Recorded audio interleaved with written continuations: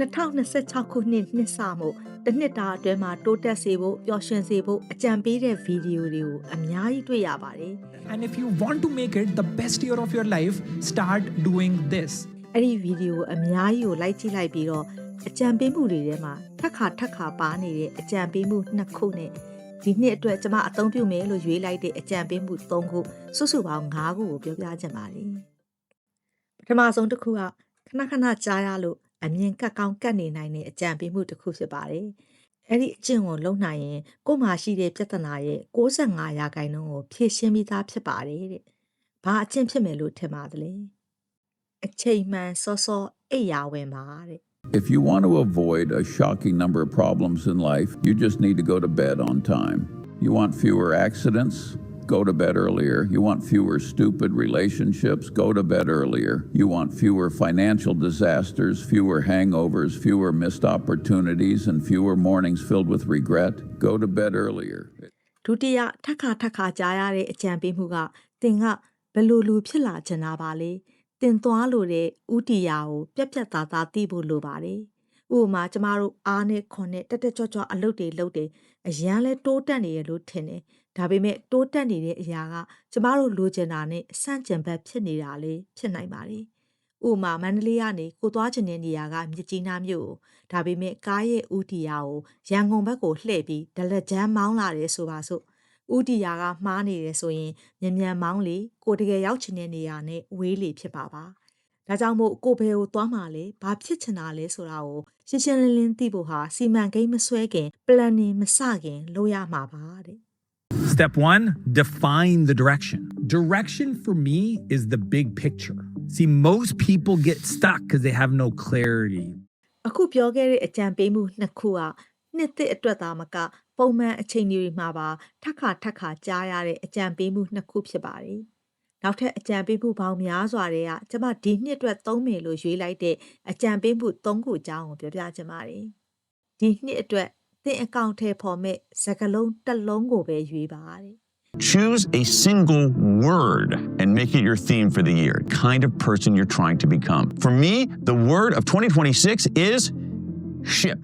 ဥပမာတစ်နှစ်လုံးဝင်ငွေတိုးရအောင်လုပ်မယ်ဆိုရင် and ဖြစ်မှာပေါ့မိတ်ဆွေတငယ်ချင်းတွေကိုနယ်ပယ်တွေကသူတွေနဲ့ပြန်ချိတ်ဆက်မဲ့နှစ်ဆိုရင် connect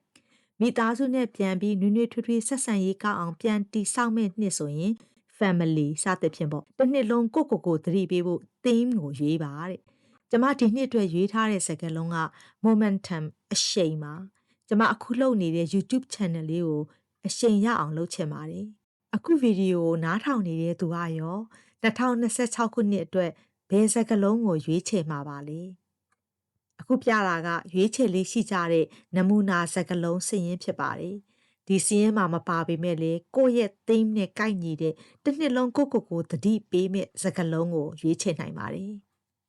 နောက်ထပ်အကြံပေးမှုတစ်ခုကကျမမကြာခဏလုံးလေးရှိပြီးအရန်လေးနှစ်သက်ပါတယ်တိတ်ဆိတ်လမ်းလျှောက်ပါတဲ့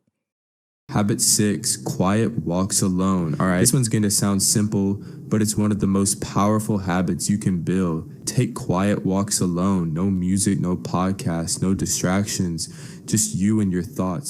တချင်နားထောင်ရင်မိတ်ဆွေတငယ်ချင်းတွေနဲ့စကားဖောင်ဖွင့်ရင်မဟုတ်ဖေကိုဘာသာတယောက်တည်းစိတ်အေးလက်အေးလမ်းလျှောက်တဲ့အခါအုံနောက်ကအနားရလမ်းဆန်းပြီး idea အသစ်တွေနီးလန်းအသစ်တွေကိုရရှိပါတယ်။တင်ရောလမ်းလျှောက်လေးရှိပါသလား။တချင်နားမထောင်ပဲတယ်လီဖုန်းမပြောပဲဘေးနားအဖော်လေးမပါပဲတိတ်ဆိတ်လမ်းလျှောက်ကြည့်စီလိုပါတယ်။ကျမလည်း YouTube မှာဘာအကြောင်းပြောရပါလို့စဉ်းစားမရတဲ့အခါတိုင်းမိတ်ဆွေတွေကိုရှောင်ပြီးတယောက်တည်းလမ်းလျှောက်လေးရှိပါတယ်။9ခုမြောက်နောက်ဆုံးကြံပေးမှုကနှစ်ဆုံးမှာကိုဖြစ်ချင်တဲ့ပန်းနိုင်ကိုတကယ်ရောက်လို့တာဆိုရင်ရက်60စီအတွက်ရည်မှန်းချက်ချမှတ်ပါတဲ့ I used to be one of the 91% of people who did not actually complete their New Year's resolution. This goal setting system literally changed my life. တစ်နှစ်ဆိုရင်အချိန်ကြီးအများကြီးရှိသေးတယ်လို့ထင်မိတာပေါ့ဒီတော့တစ်နှစ်ကြာမှပြည့်လို့တဲ့ရည်မှန်းချက်ကိုရက်60 3လစီခွဲပြီးသတ်မှတ်တာပါဥပမာတစ်နှစ်ကြာမှခန္ဓာကိုယ်အလေးချိန်ကို10ပေါင်ရှော့ချခြင်းနေဆိုရင်3လတစ်ခါ2ပေါင်ခွဲကြအောင်စူးစမ်းသွားမယ်ဆိုရင်တစ်နှစ်ကြာတဲ့အခါ10ပေါင်ရှော့ဖို့ဟာပို့ပြီးတော့ဖြစ်နိုင်ကြီးများသွားပါတယ် အဲ့ဒီအပြင်ပြင်းမြောက်ရမယ့်ရက်နေရင်စိတ်အားတက်ကြွမှုကလည်းပိုတာမို့ပို့ပြီးတော့လှုပ်ဖြစ်စေပါတယ်အခုအပေါ်ကပြောခဲ့တဲ့၅ခုကတော့ဒီ2026ခုနှစ်မှာကျမလက်ခံကျင့်သုံးမယ်လို့ဆုံးဖြတ်ထားတဲ့အကြံပေးမှုတွေဖြစ်ပါတယ်မိတ်ဆွေရရောဒီနှစ်ကိုဘယ်လို plan ဘယ်လို theme နဲ့သွားမှာပါလဲသိချင်မိပါတယ်ဒီဗီဒီယိုလေးကြောင့်မိတ်ဆွေရဲ့တစ်နှစ်တာတိုးတက်မှုပျော်ရွှင်မှုအတွက်အထောက်အကူဖြစ်လိမ့်မယ်လို့ယုံကြည်ပါတယ်တင်တကယ်ဖြစ်လို့တဲ့သူဖြစ်လာဖို့ရည်မှန်းချက်တွေချမှတ်ပြီးကောင်းထဲဖော်လိုက်ပါနောက်ဗီဒီယိုတွေမှာကျမတို့ပြန်လည်ဆုံတွေ့နိုင်ဖို့ဒီ channel လေးကို subscribe လုပ်ထားနိုင်ပါတယ်အဆုံးထိကြည့်ရှုခဲ့တဲ့အတွက်ကျေးဇူးတင်ပါတယ်